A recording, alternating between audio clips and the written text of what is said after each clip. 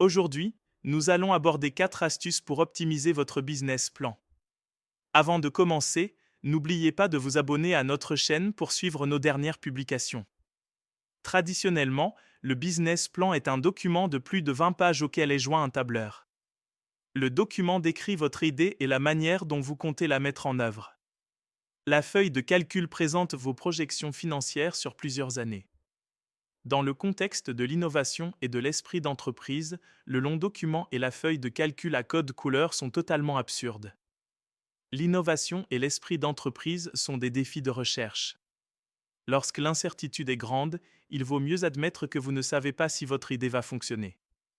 Votre tâche consiste à façonner, tester et adapter tous les aspects de votre idée d'entreprise jusqu'à ce qu'elle soit susceptible de fonctionner à grande échelle. Il ne s'agit pas de mettre en œuvre aveuglément ce qui semble être une idée géniale exposée dans un plan d'affaires. Il s'agit de rechercher une proposition de valeur qui intéresse les clients et un modèle d'entreprise rentable et évolutif.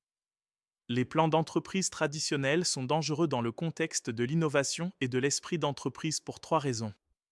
1. Nous faisons passer une idée pour géniale et décrivons sa mise en œuvre comme si nous savions qu'elle allait fonctionner. 2. Nous investissons dans des chiffres fantaisistes comme s'il était possible de les projeter sur plusieurs années pour une idée qui n'a pas fait ses preuves. Étage 3. Nous n'acceptons pas que dans le contexte incertain de l'innovation et de l'esprit d'entreprise, les idées non éprouvées sont susceptibles de changer plus ou moins radicalement jusqu'à ce qu'elles fonctionnent peut-être. La conséquence de ce qui précède est que nous nous concentrons sur ce qui pourrait ressembler à une bonne idée et que nous investissons ensuite dans son exécution. Bien entendu, nous savons aujourd'hui que l'idée initiale évolue souvent de manière plus ou moins radicale. Prenons que l'os exemple, YouTube a commencé comme un site de rencontre. Nespresso était un concept d'entreprise à entreprise. Nespresso a failli être tué par son propriétaire, Nestlé, parce qu'il n'avait pas fait de plan d'affaires. Les deux entreprises ont dû changer radicalement pour réussir. Toutes deux sont aujourd'hui des entreprises multimilliardaires qui n'ont rien à voir avec le plan d'affaires initial. Ce ne sont là que 2 exemples parmi tant d'autres. Maintenant, voici les 4 étapes pour optimiser votre business plan. 1. Élaborer un plan d'affaires minimum viable en quelques heures ou un jour maximum. Ce plan comprend un modèle d'entreprise, des propositions de valeur, un calcul au dos de la serviette ou une feuille de calcul de vos revenus et les principales hypothèses que vous avez l'intention de tester. Vous admettez pleinement que tout ce qui figure dans ce plan d'affaires minimum viable est susceptible de changer.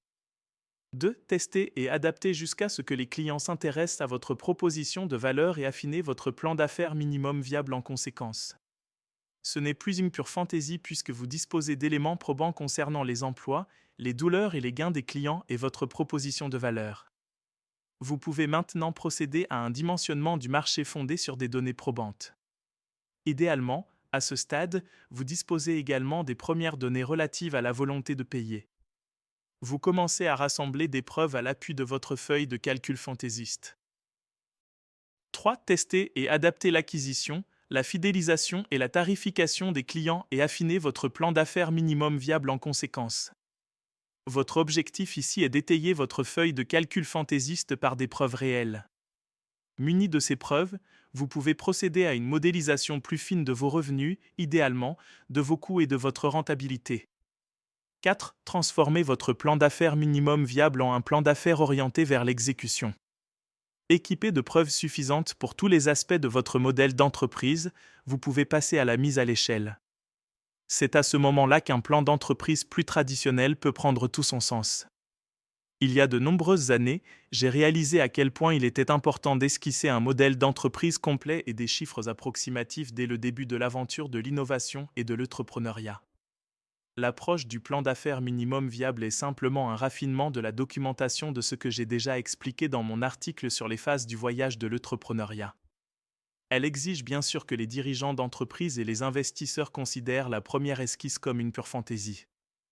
Ils doivent pousser les équipes à fournir de plus en plus de preuves pour chaque phase du voyage. Merci de votre attention, n'oubliez pas de vous abonner à notre chaîne pour suivre nos dernières publications.